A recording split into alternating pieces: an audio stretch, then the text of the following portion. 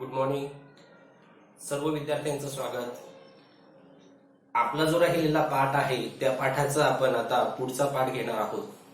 आपण मागच्या आठवड्यामध्ये म्हणजे मागच्या तासिकेमध्ये ब्रिटिश सत्तेचा परिणाम पाहिला आणि या ब्रिटिश सत्तेमध्ये भरपूर मुद्दे पाहिले, जसं की आपण इंग्रज व मराठे यांच्यामध्ये 3 युद्ध झाली, ती का झाली, नंतर मग त्याच्यामध्ये आलं होतं तैनाती फौज जे लॉर्ड विल्सनने स्थापन केली होती।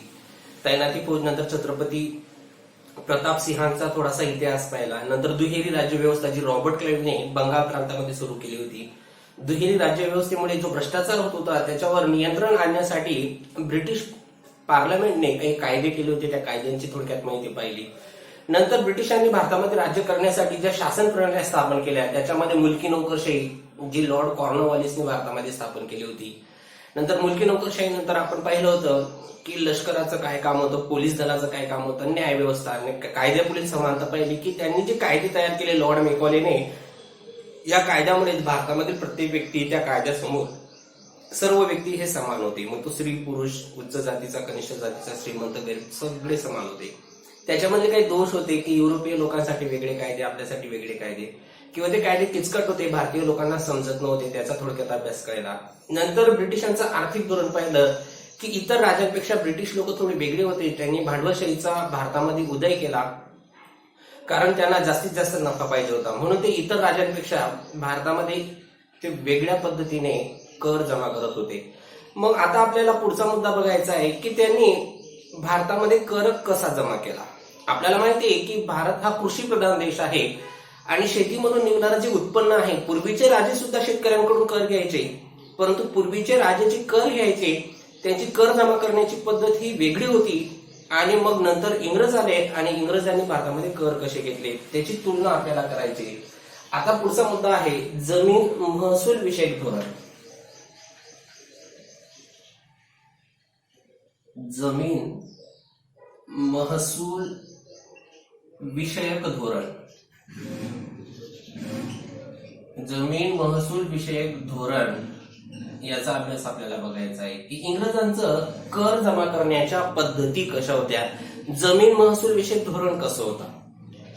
पूर्वीच्या काळाचा जर विचार केला, पूर्वी काय ना आता काय, की आपली जी गावामधली कर घेण्याची पद्धत आहे किंवा गावामध्ये आपला जो प्रमुख व्यवसाय आहे तो प्रमुख व्यवसाय म्हणजे शेती, आणि हा शेती व्यवसाय असल्यामुळे पूर्वीचे गाव आणि आताचे गाव, पूर्वीचे गावांचा विचार करू तर पूर्वीचे गाव हे स्वयंपूर्ण होती।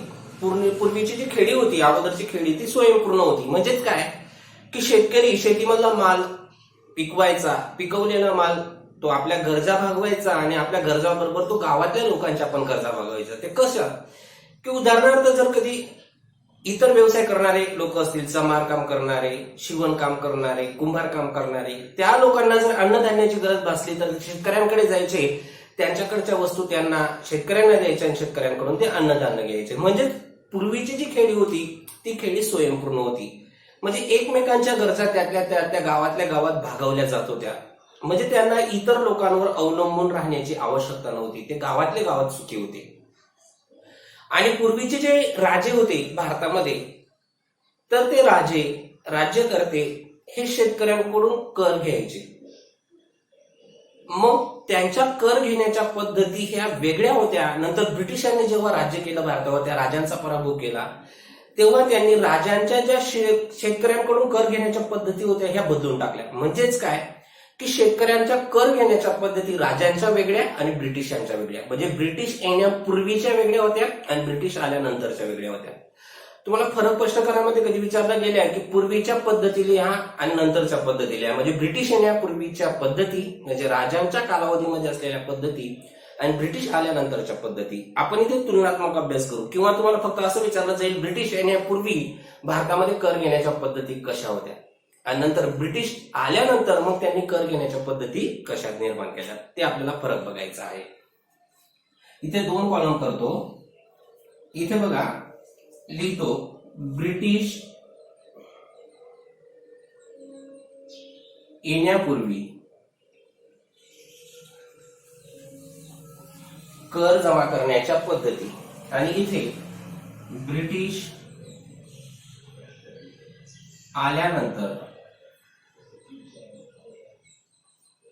कर जमा करण्याच्या पद्धती. ते 4 फरक आहेत त्याच्यामध्ये, म्हणजे ब्रिटिश येण्यापूर्वी वेगळी आणि ब्रिटिश आल्यानंतर वेगळी. ब्रिटिश येण्यापूर्वी म्हणजेच काय की पूर्वीचे राजे भारतामध्ये कर कसे जमा करायचे, ती ब्रिटिश येण्यापूर्वी. मग पहिलं बघू, पहिले जे राजे होते आपले, ते राजे कसे कर घ्यायचे. तर राजे शेतीच्या उत्पन्नानुसार कर घ्यायचे. शेतीच्या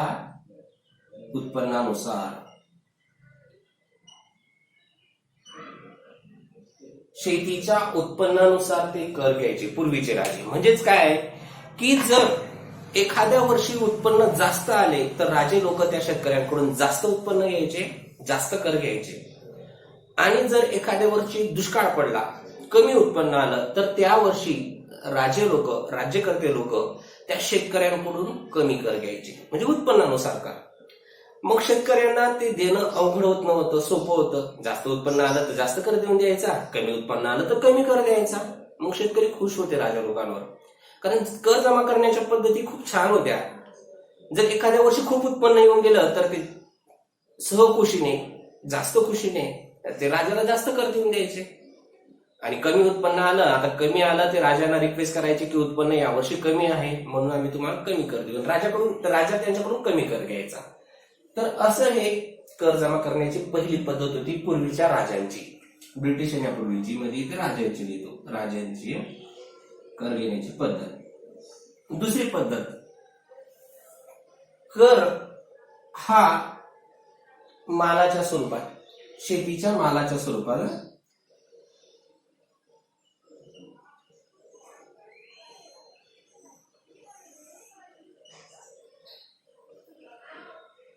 म्हणजेच काय की अन्नधान्याच्या स्वरूपात.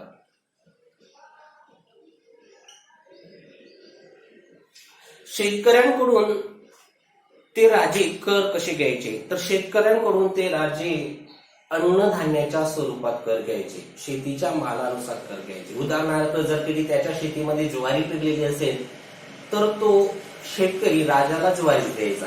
जर त्याच्या शेतामध्ये गहू पिकलेला असेल तर तो त्या राजाला गहूच द्यायचा. त्याच्या शेतीमध्ये जर कधी मका पेरलेला असेल तर तो शेतकरी मकाच द्यायचा. म्हणजेच जे उत्पन्न त्याने पेरलेलं असेल शेतीमध्ये त्याच्या स्वरूपात तो कर द्यायचा. म्हणजे शेतीच्या मालाच्या स्वरूपात, अन्नधान्याच्या स्वरूपात शेतकऱ्यांकडून ते पूर्वीचे राजे कर घ्यायचे. नंतर तिसरी पद्धत, जर एखाद्या वेळेस दुष्काळ आला, ओला दुष्काळ असेल किंवा कोरडा दुष्काळ असेल, तर दुष्काळाच्या वेळेस शेतकऱ्यांना कर माफ असायचा. शेतकऱ्यांकडून ते राजे कर घेत नव्हते. जर एखाद्या वर्षी दुष्काळ येऊन गेला अचानक, ओला दुष्काळ येऊ, कोरडा दुष्काळ येऊ, उत्पन्न नाही झालं काही कारणास्तव, तर राजे लोक त्या शेतकऱ्यांना ते सगळेचे सगळे कर रद्द करून टाकायचे की या वर्षी तुम्ही उत्पन्न द्यायचं नाही, कारण तुमचं नुकसान झालेलं आहे, तुम्हालाच काही भेटलं नाही, तुम्ही आम्हाला का द्यायचं. तर त्यांच्याकडून ते कर घेत नव्हते. अशी कर जमा करण्याची पुढची पद्धत होती. दुष्काळ आल्यानंतर कर माफ होते. आणि चौथं, जर एखाद्या वर्षी शेतकऱ्याला कर द्यायला उशीर झाला, तर उशीर कर दिल्यानंतर ते शेतकऱ्यांकडून जमीन हस्तगत करत नव्हते, जमीन जप्त करत नव्हते. समजा एखाद्या वर्षी त्या शेतकऱ्याकडे काही कार्यक्रम आहे, लग्नाचा कार्यक्रम आहे किंवा त्यांच्या घरी काही अपघाती निधन झालं वगैरे काही झालं, त्यांच्या घरामध्ये समस्या निर्माण झाल्या, मग त्या शेतकऱ्याला राजाला कर द्यायला उशीर होईल, कारण त्या वर्षी त्याच्या घरामध्ये काहीतरी घटना घडलेली आहे, एक तर चांगली घटना, एक तर वाईट घटना, आणि त्या घटनेमुळे मग त्या राजाला कर द्यायला त्याला उशीर होऊन गेला. तर मग अशा वेळेस काय, तर अशा वेळेस त्याच्याकडून, शेतकऱ्याकडून ते राजे जमीन जप्त करत नव्हते. त्यांना समजत होतं की या शेतकऱ्याला कर द्यायला का उशीर झाला, मग जमीन जप्त का करायची आपण, तर ते त्यांच्याकडून जमीन जप्त करत नव्हते. तर अशा पद्धती होत्या ब्रिटिश येण्यापूर्वी. जे शेतकरी लोक होते ते शेतकरी लोक राजांना कर कसे द्यायचे. परत एकदा, शेतीच्या उत्पन्नानुसार, जास्त उत्पन्न आलं तर जास्त कर, कमी उत्पन्न आलं तर कमी कर. शेतीच्या मालाच्या स्वरूपात म्हणजे अन्नधान्याच्या स्वरूपात त्याला कर दिला जायचा. दुष्काळ आला तर कर माफ असायचा आणि उशीर कर दिल्यानंतर जमिनी जप्त होत नव्हत्या. पण ब्रिटिशांनी जेव्हा राजांचा पराभव केला तेव्हा राजांचा पराभव केल्यानंतर त्यांनी पाहिलं की शेतकऱ्यांकडून ते कसे कर घ्यायचे. मग त्यांनी कर घेण्याच्या पद्धती बदलून टाकल्या की ह्या पद्धती नाही, हे आम्हाला चालणार नाही, आम्ही आमच्या पद्धतीने कर घेऊ. का? कारण त्यांना जास्त नफा पाहिजे होता, जास्तीत जास्त पैसा पाहिजे होता. त्यांचं तसं धोरणच होतं भांडवलशाही धोरण. त्यामुळे त्यांना खूप पैसा लागणार होता, त्यांना खूप पैशाची गरज होती, ते भारताला लुटायलाच आले होते. यामुळे त्यांनी ह्या सगळ्या कर घेण्याच्या पद्धती रद्द करून टाकल्या. मग ब्रिटिश आल्यानंतर कर घेण्याच्या पद्धती त्यांनी वेगळ्या करून टाकल्या. मग त्यांची पहिली कर घेण्याची पद्धत आहे जमिनीच्या आकारानुसार. जमिनीच्या आकारानुसार, जमिनीच्या आकारानुसार ते शेतकऱ्यांकडून कर घ्यायचे. बघा, पहिलं काय होतं, शेतीच्या उत्पन्नानुसार जास्त उत्पन्न आलं तर जास्त कर आणि कमी उत्पन्न आलं तर कमी कर. पण त्यांनी काय केलं, प्रत्येक शेतकऱ्याच्या जमिनी मोजल्या एकरमध्ये, हेक्टरमध्ये, आणि ज्या शेतकऱ्याकडे जास्त जमीन त्याला जास्त कर द्यावा लागायचा, ज्या शेतकऱ्यांकडे कमी जमीन त्याला कमी कर द्यावा लागायचा. त्यांनी ती पद्धत ठरवली. मग तुमचं उत्पन्न येऊ अथवा नको येऊ आम्हाला काही घेणं देणं नाही. तुमच्याकडे 10 एकर जमीन आहे, जर तुम्हाला काहीच उत्पन्न नाही आलं तरी पण द्यावंच लागेल, आम्हाला त्याच्याशी काही घेणं देणं नाही, असं त्यांचं स्पष्ट मत होतं. जमिनीच्या आकारानुसार ते कर घेऊ लागले. जास्त जमीन असेल तर जास्त कर, कमी जमीन असेल तर कमी कर. उत्पन्न येवो अथवा नको येवो त्यांचा काहीही संबंध नव्हता. त्याचप्रमाणे तुम्हाला एक चित्रपट कधी पाहायला भेटला बघा, तो अतिशय सुंदर असा चित्रपट आहे लगान नावाचा. त्याच्यामध्ये दाखवलेलं आहे दुष्काळ येतो तरी ते कर घेतात त्यांच्याकडून. म्हणजे त्यांना आकारानुसार त्यांची कर घेण्याची पद्धत होती. दुसरं, रोख रकमेच्या स्वरूपात, रोख रकमेच्या स्वरूपात कर घ्यायचे. म्हणजे शेतकऱ्यांकडून ते काय करायचे, तर शेतकऱ्यांकडून ते पैसा घ्यायचे. त्यांना अन्नधान्य चालत नव्हतं. अगोदरचे जे राजे होते त्या राजांना जर कधी थोडाफार अन्नधान्य देऊन टाकला, अन्नधान्याच्या स्वरूपातच कर जमा करण्याची पद्धत होती. अन्नधान्य दिल्यानंतर मग ते कर जमा करायचे. परंतु या ब्रिटिश आल्यानंतर ब्रिटिशांनी काय केलं की आम्ही अन्नधान्य का घ्यायचं, आम्ही अन्नधान्य घेणार नाही, तर आम्ही तुमच्याकडून पैसा घेऊ, रोख पैसा आम्हाला द्यायचा आणि मग तुमचा कर त्या ठिकाणी चुकवायचा. तर कर घेण्याची ही दुसरी पद्धत होती रोख रकमेच्या स्वरूपात. तर रोख रकमेच्या स्वरूपात त्यांची कर जमा करण्याची पद्धत होती, ते शेतकऱ्यांकडून पैसा घ्यायचे. तिसरं, जर एखाद्या वर्षी दुष्काळ आला, दुष्काळ येवो अथवा नको येवो, दुष्काळ आला तरी कर माफ करत नव्हते. दुष्काळ आला, ओला दुष्काळ येवो की कोरडा दुष्काळ येवो, कोणताही दुष्काळ आला तरी तुम्हाला कर द्यावाच लागेल, असं त्यांचं स्पष्ट धोरण होतं. म्हणून शेतकरी जर सगळ्यात जास्त कंगाल झाले असतील तर दुष्काळ आल्यामुळे, कारण दुष्काळ आला तरी त्यांना कर द्यावाच लागायचा. तर अशा प्रकारे ही त्यांची कर जमा करण्याची तिसरी पद्धत. आणि चौथी पद्धत, जर एखाद्या शेतकऱ्याला कर जमा करायला उशीर झाला, कर जमा करण्यास उशीर झाला, तर ते शेतकऱ्यांकडून जमीन जप्त करायची. जर एखाद्या वेळेस शेतकऱ्याला कर द्यायला उशीर होऊन गेला, काही अचानक काम असेल, घरात काही कार्यक्रम असेल त्यांच्या, तर अशा वेळेस शेतकऱ्यांकडून ते जमिनी जप्त करून घ्यायचे. आणि समजा नंतर दिला तर मग त्याला वापस करून देत असतील, काही जास्ती रक्कम घेऊन. अशा हे त्यांच्या कर घेण्याच्या पद्धती होत्या. कारण त्यांना जास्त पैसा मिळवायचा होता म्हणून त्यांनी हे कर घेण्याच्या पद्धती बदलून टाकल्या. बघा आता इथे फरक स्पष्टीकरणानुसार विचारलेला आहे किंवा एक सेपरेट विचारलं जाईल. ब्रिटिशांच्या पूर्वी कर घेण्याच्या पद्धती कशा होत्या, शेतीच्या उत्पन्नानुसार. इथे कशा झाल्या, जमिनीच्या आकारानुसार. पूर्वीच्या मालाच्या स्वरूपात म्हणजे अन्नधान्याच्या स्वरूपात कर जमा होत होत्या. परंतु जेव्हा इंग्रज आले तेव्हा त्यांना अन्नधान्य चाललं का नाही, त्यांना रोख पैसे लागायचे, त्यांनी रोख रकमेच्या स्वरूपात कर घेतला.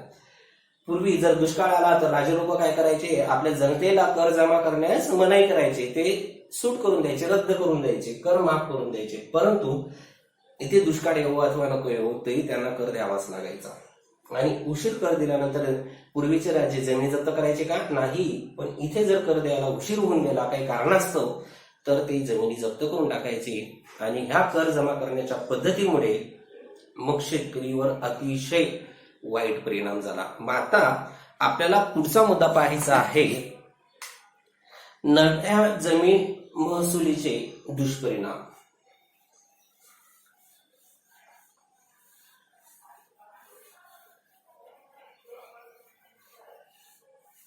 आपला पुढचा मुद्दा आहे नव्या जमीन महसुलीचे दुष्परिणाम.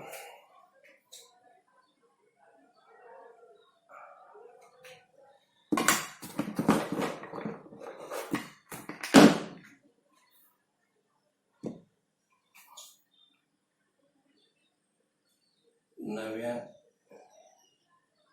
जमीन महसुलीचे परिणाम. की इंग्रजांच्या कर घेण्याच्या ज्या पद्धती होत्या की त्या पद्धतीमुळे शेतकऱ्यांवर काय परिणाम झाला? तर चांगला परिणाम झाला असेल का? नाही, वाईटच परिणाम झालेला असेल. कारण की त्यांच्या कर घेण्याच्या पद्धती खूप वाईट होत्या आणि ह्या पद्धती वाईट असल्यामुळे शेतकऱ्यांना त्याचा अतिशय वाईट परिणाम भोगावा लागला. कसं? आता शेतकऱ्यांना जमिनीच्या आकारानुसार कर द्यावा लागायचा. जास्त जमीन तर जास्त कर, कमी जमीन तर कमीच कर. आणि जर त्यांना कर घेत असतील तर तो धान्याच्या स्वरूपात द्यावा लागायचा. तर नाही, अन्नधान्याच्या स्वरूपात ते कर घेतच नव्हते, ते रोख रकमेच्या स्वरूपात कर घेत होते. त्यातल्या तर कर द्यायला जर उशीर झाला तर जमिनी जप्त होऊन जायच्या. मग अशा वेळेस काय करायचे की शेतकऱ्यांच्या शेतीत अन्नधान्य आलं तर त्याला ते विकावंच लागायचं. कारण त्यांना माहिती होतं की आपण माल जेव्हा विकू तेव्हा आपल्याला पैसा भेटेल आणि हा पैसा आपण मग इंग्रजांना द्यायचा. मग अशा वेळेस काय करायचे, व्यापारी लोक त्यांना फसवायचे. त्यांच्याकडून व्यापारी लोक कमी किमतीला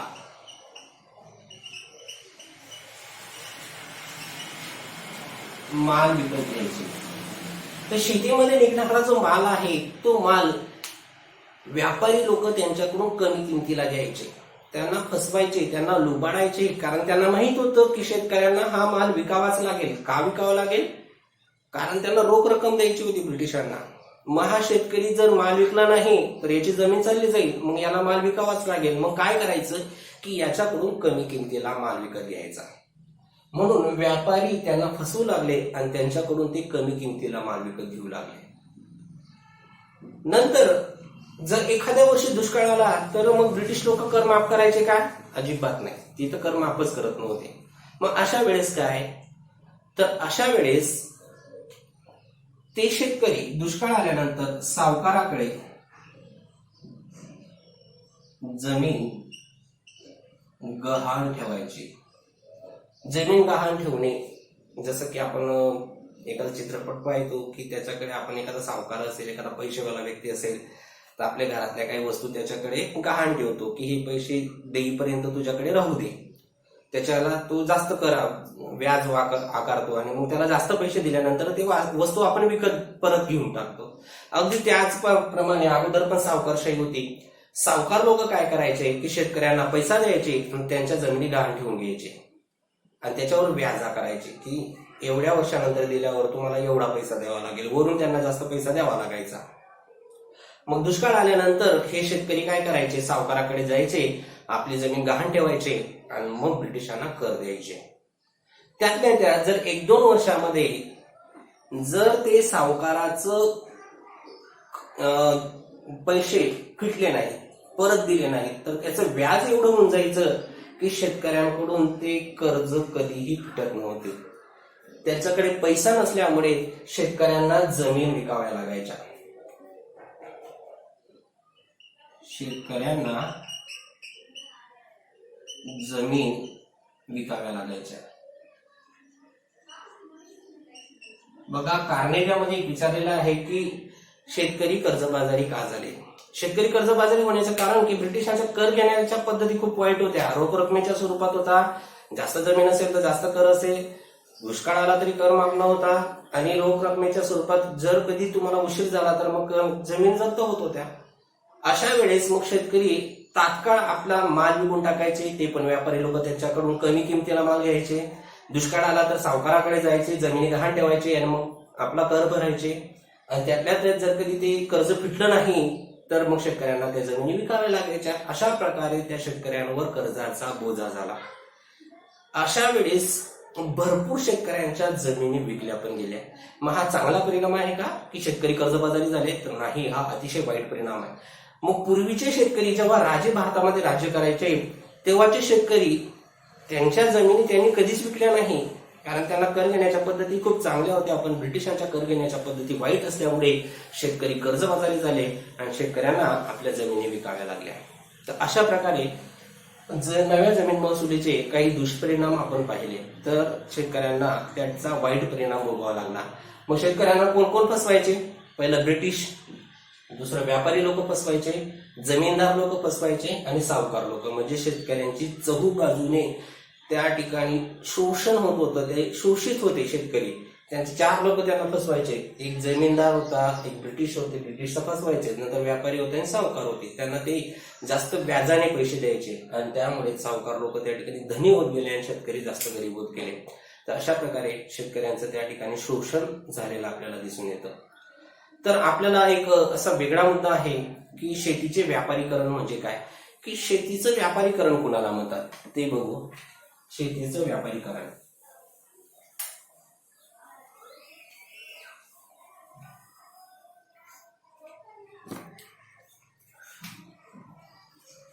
शेतीचे व्यापारीकरण, शेतीचं व्यापारीकरण कुणाला म्हणतात? तर बघा, आपण पूर्वीचा विचार करू की पूर्वीचे शेतकरी काय करत असते. तर पूर्वीचे शेतकरी भारतामध्ये शेतीमध्ये अन्नधान्याची पिकं घ्यायचे, फक्त अन्नधान्याची. मग अन्नधान्याची म्हणजे कोणते पिकं? उदाहरणार्थ गहू, तांदूळ, नंतर मका, ऊस, थोड्याफार प्रमाणावर किंवा थोड्याफार प्रमाणावर कापूस. पण शक्यतोवर जास्तीत जास्त कोणती पिकं घ्यायची? गहू, तांदूळ, ज्वारी, मका, बाजरी असे खाण्याची पिकांचं उत्पादन हे शेतकरी घेत होते. या पिकांना अन्नधान्य पीक म्हणतात. अन्नधान्य, याच्यामध्ये ऊस येणार नाही, पण हे अन्नधान्य पीक आहे. गहू, मका, तांदूळ, ज्वारी हे अन्नधान्य पीक आहे. मग अन्नधान्य पिकांचं काय व्हायचं? जर कधी एखाद्या वर्षी ते अन्नधान्य विकलंच गेलं नाही, त्यांना विकण्याची तर सहसा गरज भासत नव्हती, ते राजांना अन्नधान्याच्या स्वरूपात कर द्यायचे. पण समजा त्यांना पैशांची गरज आहे आणि त्यांचं उत्पन्न जर विकलं बी गेलं नाही त्या वर्षी, तर ते अन्नधान्य ते स्वतःसाठी वापरायचे किंवा गावासाठी वापरायचे. त्यांच्या गरजा भागायच्या, ते स्वतःचं अन्नाची गरज भागवायची आणि गावाच्या लोकांची पण अन्नाची गरज भागवायची. अशी होती अन्नधान्य पिकं. परंतु जेव्हा ब्रिटिश लोक आले, त्या ब्रिटिश लोकांना कच्च्या मालाची गरज भासली. कारण का? कारण त्यांना इंग्लंडमध्ये औद्योगिक क्रांती झाली होती आणि या औद्योगिक क्रांतीमुळे काय झालं होतं की त्यांना कच्चा माल लागत होता उद्योगधंद्यांना. मग त्यांना कोणत्या कच्चा माल लागत होता? त्यांना व्यापारी पिकांचा. व्यापारी पिकं, तुम्हाला विचारलं जाईल की अन्नधान्य पिकं कोणती, व्यापारी पिकं. मग त्यांना काय लागायचं? त्यांना लागायचा ऊस, नंतर कापूस, नंतर तंबाखू, नंतर मसाल्याचे पदार्थ, नंतर चहा, कॉफी,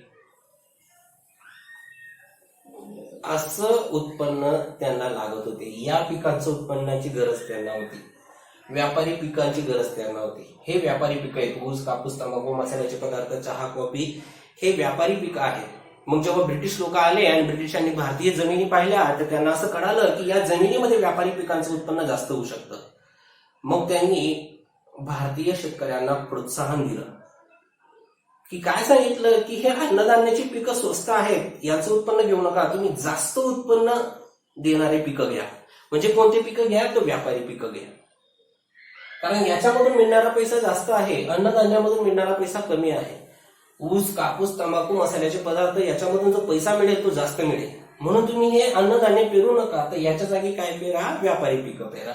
अन्नधान्य पिकं पेरू नका तर व्यापारी पिकं. म्हणजेच मग तिथल्या शेतकऱ्यांनी काय केलं की अगोदर त्यांना खूप नफा दिसल्यामुळे त्यांनी अन्नधान्य पिकांऐवजी व्यापारी पिकांची लागवड केली. या पद्धतीला शेतीचे व्यापारीकरण असे म्हणतात. त्यांनी अन्नधान्याची पिकांची लागवड कमी करून टाकली आणि व्यापारी पिकांची लागवड त्या ठिकाणी सुरू केली. तर याला शेतीचे व्यापारीकरण असं म्हणत असतात. एक मुद्दा घ्यायचा आहे आपल्याला, दुष्काळ. आणि दुष्काळानंतर मग पुढच्या तासिकेला जो राहिलेला पाठ आहे तो बघू. आता पाहू आपण दुष्काळ.